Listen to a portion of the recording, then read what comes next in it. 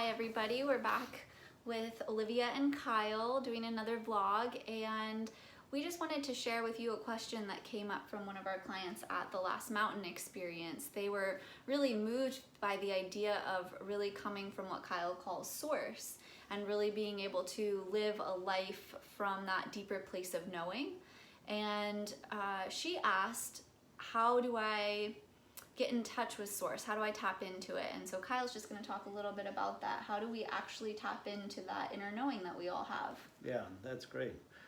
You know, and this is why we go to the mountain experience and the freedom experience, is because the first voice that we hear, you know, if we haven't cleaned up the emotional pain in our system, is generally the voice of pain, fear, anger, emotional response. And so our emotional response tends to be very loud. It makes it hard to hear source. The other thing, if our mind is very active with our beliefs, our thoughts, our thinking about things, we tend to go to that instead of what we're feeling or experiencing. So again, like going to the freedom experience, cleaning out the thoughts and beliefs and concepts that we have, you know, that blocks our access to source, because something comes up like what to have for dinner, right?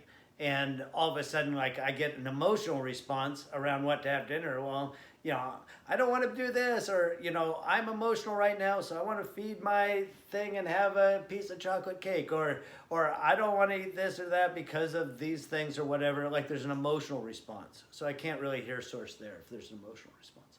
And then we have all sets of ideas about what we should and shouldn't eat and what we want other people to think we eat. Like, you know, like how I liked my eggs as a kid. Like, I did not like slimy on top of my eggs, but my dad loved slimy on top of his eggs and felt that that was the only right way to eat eggs. So I was always embarrassed or ashamed for not eating my eggs slimy on top. But so that we can have all sorts of thoughts and emotions and stuff that block us from like what's true for us.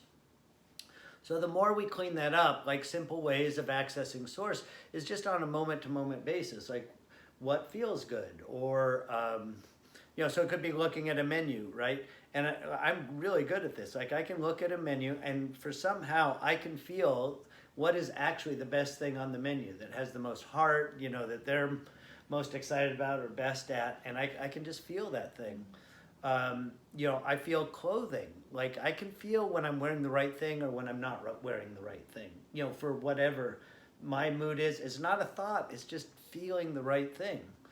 You know, I get, you know, the more we practice this, the more like intuitive feel we get through all sorts of things. And it starts to look kind of like psychic. Like, you know, I can be with somebody and just intuit what they need. And I don't know how source does that, whether it's reading body language or whether it's how it happens. But the more we practice source, the more we kind of have this deep intuition or even telepathy with people. It's kind of amazing. We've all experienced that from time to time, but it's something that you can really cultivate through connection with source. Other ways to connect with source are just like you're considering doing something, like, I don't know, going on a trip, or, you know, for me, like, I'll schedule things. Like, I scheduled things to go to this hot springs with this person a few weeks ago. Like, she invited me, hey, let's go on this 8-hour drive and do this weekend.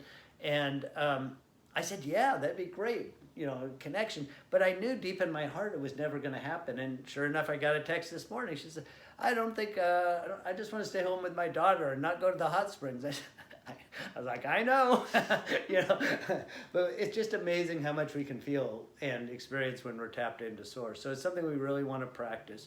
But you can just feel light and heavy. There's just like this inner gut kind of knowing, and it's just like working anything out. The more we trust it and pay attention to it, and the quieter we get our mind, the quieter we get our emotions, the more that we can sense it. And so is it that same idea where if we're in too much emotional pain, like you always use the metaphor of having a nail in the kneecap, we just can't tap into that within ourselves. Like, we have no capacity for that, right? That's so right. Once we clean that out, we take the nail out of our kneecap, then we can actually check into ourselves. You can't really ask light and heavy when you're in so much pain. Right, I know what'd be light is get this damn nail out of my kneecap. Yeah.